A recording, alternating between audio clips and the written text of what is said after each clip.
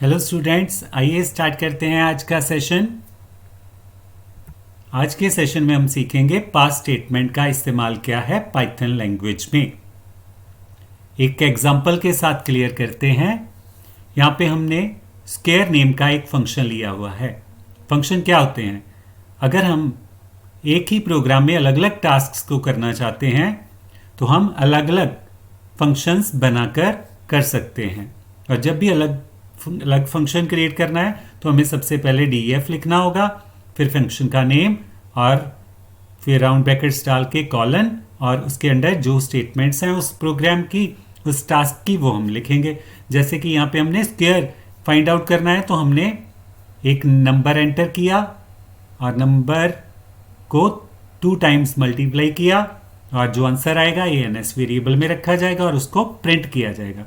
तो इस तरह से ये स्क्वायर नेम का फंक्शन क्या करेगा, एंटर किए हुए नंबर का स्क्वायर प्रिंट करेगा।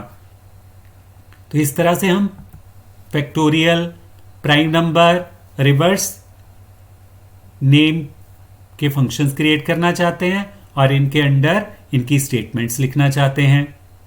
तो अगर हम यहां तक के प्रोग्राम को रन करेंगे तो हमारे पास एरर आएगा। क्यों? क्योंकि हमने स्क्वायर के अंदर तो स्टेटमेंट्स लिख ली हैं, बट फैक्टोरियल और प्राइम नंबर और रिवर्स फंक्शन के अंदर हमने स्टेटमेंट्स नहीं लिखी हैं इनकी, तो कंपाइलर हमें एरर देगा।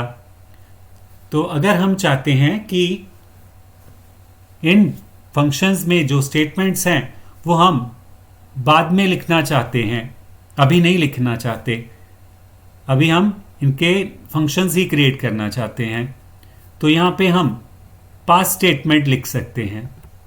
तो पास्ट स्टेटमेंट लिखने से क्या होगा, हमें कंपाइलर एरर नहीं देगा और यहां तक हमारा जो फंक्शन बने हुए हैं वो रन होंगे और आउटपुट में हमारे पास कुछ नहीं आएगा। क्यों? क्योंकि हमने अभी इन फंक्शंस को रन नहीं किया है, प्रोग्राम रन किया है। प्रोग्राम रन करने पे आपके पास कोई एरर नहीं आएगा। और अगर हम इन फंक्शन को इस्तेमाल करना चाहते हैं तो हमें फंक्शंस को कॉल करना पड़ेगा। तो पास्ट स्टेटमेंट हम सीख रहे हैं साथ में कि पास्ट स्टेटमेंट क्या करती है। जिन स्टेटमेंट्स को हमें अभी नहीं लिखना है, बाद में लिखना है, तो वहां पे हम पास्ट स्टेटमेंट लिख सकते हैं। इससे कंपाइलर अंडरस्टैंड करता है कि हमें इसको इग्नोर करना है, यहां पे कोई टास्क नहीं करना है। तो in Python pass statement is used when the programmer wants to bypass any coding segment. जब भी प्रोग्रामर ने किसी भी कोड के सेगमेंट को स्किप करना है कुछ समय के लिए, अगर बाद में लिखना है बट प्रोग्राम लिखना है, बट उस पार्ट को नहीं लिखना है कुछ समय के लिए, तो वहां पे पास्ट स्टेटमेंट लिखी जा सकती है ताकि कंपाइलर एरर ना दे वहां पे।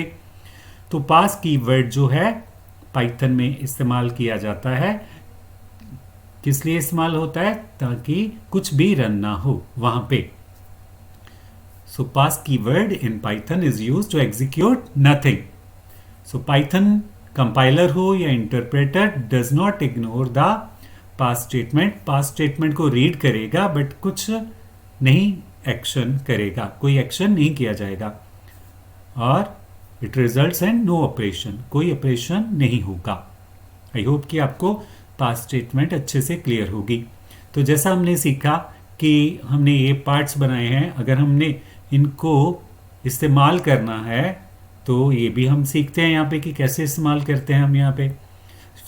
यहाँ पे हम एक इनफाइनाइट लूप ले रहे हैं, वाइल ट्रू लूप।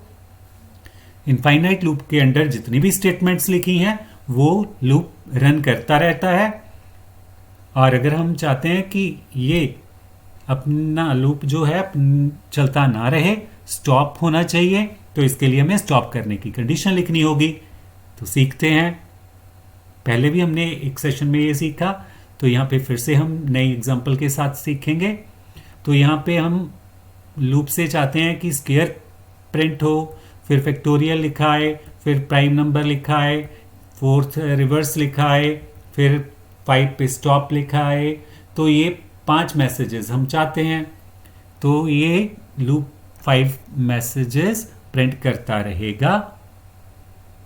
और फिर हमने यहाँ पे चॉइस एंटर करा ली कि इनमें से कोई भी चॉइस एंटर की जाए। तो एंटर चॉइस होने पे जो भी वैल्यू होगी 1 या 2 या 3 या 5 वो CH में रख दी जाएगी। जो भी एंटर होगी वैल्यू उसको किस में रखा जाएगा, CH में। अगर यहाँ तक का आप प्रोग्राम रन करोगे, पहले आपने क्या लिखा, फंक्शंस लिखे। फंक्शंस के बाद आपको ये व्हाइल लूप लिखना है। और इतना प्रोग्राम आप जब चलाओगे तो आपके पास ये मेन्यू सा बना आएगा 1 से लेके 5 तक का। फिर आपसे ये एंटर यूर चॉइस पूछेगा और जो आप वैल्यू फिल करोगे वो CH में रख दी जाएगी। तो हम चाहते हैं कि अगर CH में 1 आए तो स्क्वायर नेम का फंक्शन चले। तो स्क्वायर नेम का फंक्शन हमने यहाँ पे रन किया। कैसे, इसे कॉलिंग भी बोलते हैं। स्क्वायर फंक्शन का नेम लिखने के बाद राउंड ब्रैकेट स्टार्ट करके एंड करनी है। तो इससे प्रोग्राम का कंट्रोल स्क्वायर नेम के फंक्शन के पास जाएगा और उस टास्क को पूरा करेगा। और बाकी हमने फैक्टोरियल के और प्राइम नंबर के अभी नहीं क्रिएट किए हैं, कोडिंग उनकी नहीं लिखी है। तो यहाँ पे भी हमें 2 आने पे इस एक्शन को पास करना है। तो हम पास कर रहे हैं। तो CH3 पे भी पास और CH4 पे भी पास, क्योंकि अभी हमने इसकी कोडिंग अभी नहीं लिखी है, बाद में लिखेंगे।